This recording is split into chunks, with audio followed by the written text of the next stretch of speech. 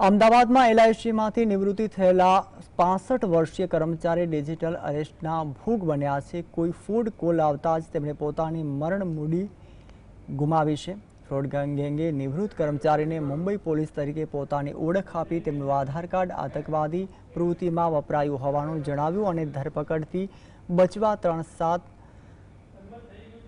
લાખ રૂપિયાની માંગણી કરી હતી, જેમાં કર્મચારીએ 3 લાખ આપ્યા બાદ તેમને પોતાની સાથે ફ્રોડ થયું હોવાનું ભાન થતાં તેમણે કાગડાપીઠ પોલીસ સ્ટેશનમાં ફરિયાદ પણ નોંધાવી છે, જેને આધારે પોલીસે શ્રવણ સાગરા અને વિવેક ઉર્ફે કોકાના અને રાઠોડની ધરપકડ કરી છે અને પૈસા શ્રવણના બેંકના ખાતામાં ટ્રાન્સફર થયા હતા।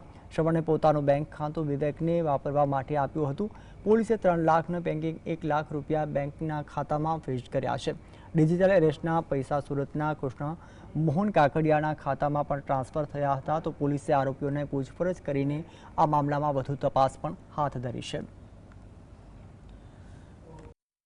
ફોનમાં તેઓએ પોતાની પહેચાન મુંબઈ પોલીસના અધિકારી તરીકે આપીને તેઓને તેવું ધમકાવ્યા હતા કે જે વ્યક્તિ છે તેનો આધાર કાર્ડનો ઉપયોગ ટેરરિસ્ટ એક્ટિવિટીઝમાં થયો છે અને એ એક્ટિવિટીઝને લીધે તેઓની ગુનેગાર પ્રવૃત્તિને લીધે તેઓને મુંબઈ પોલીસ અત્યારે રસ્તામાં છે તેને પકડવા આવી રહી છે।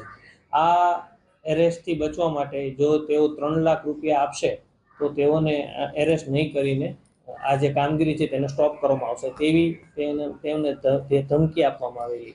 જે કાગડાપીઠ વિસ્તારના જે વ્યક્તિ છે તેઓએ ડરીને આ અલગ અલગ એકાઉન્ટમાં તેઓએ 3 લાખ રૂપિયા કોઈ તે અજાણ્યા વ્યક્તિઓ